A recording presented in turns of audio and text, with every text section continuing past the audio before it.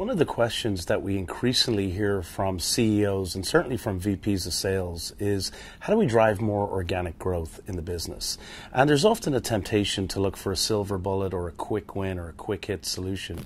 The challenge is they rarely exist, and what that might look like might be an effort to, say, change the sales compensation plan, believing that small changes to the comp plan will in fact drive the right behaviors and results. Another example we see is enrolling the entire sales force into consultative sales training. The belief there being that if you do so, people will sell in a more consultative manner and they'll be more solutions oriented in what they sell.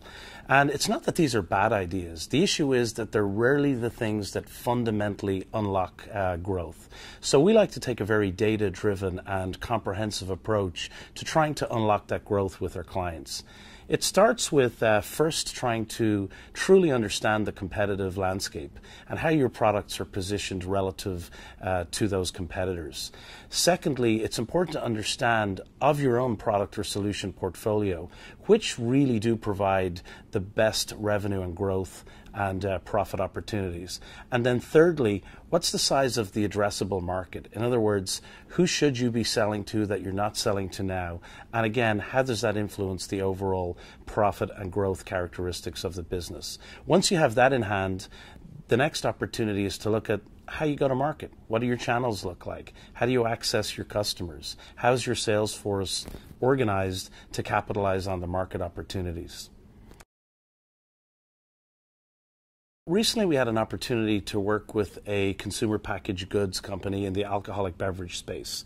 And the presenting challenge, again, from the CEO and head of sales was, how do we drive organic revenue growth?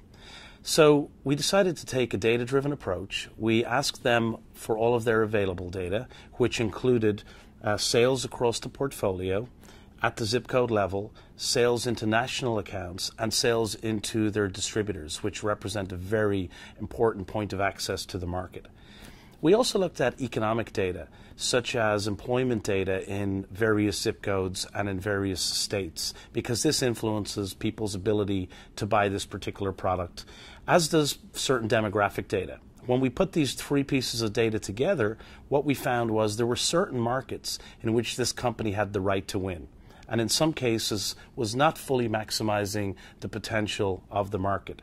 So once we had that in hand, the next step was to take a look at the sales force and ensure that there was the right amount of emphasis on distributors, on national accounts, and also that the marketing spend was aligned with those markets where they had the right to win.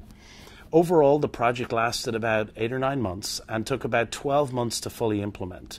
But the results were exceptional given what was happening in the industry. They got about a 6% lift on their $2.5 billion in sales. And when I think about it, in summary, 3 things, key takeaways as I often refer to them. Don't look for the easy solutions. They can be helpful, but they won't find you that significant growth that most people are looking for. Secondly, focus on relevant data, not just big data. There's a fad and a trend around big data, but we really try to take the big data and boil it down to the relevant data. And then thirdly, once you've figured out where the market opportunity is, have the courage to make the changes and to really go after the full addressable market.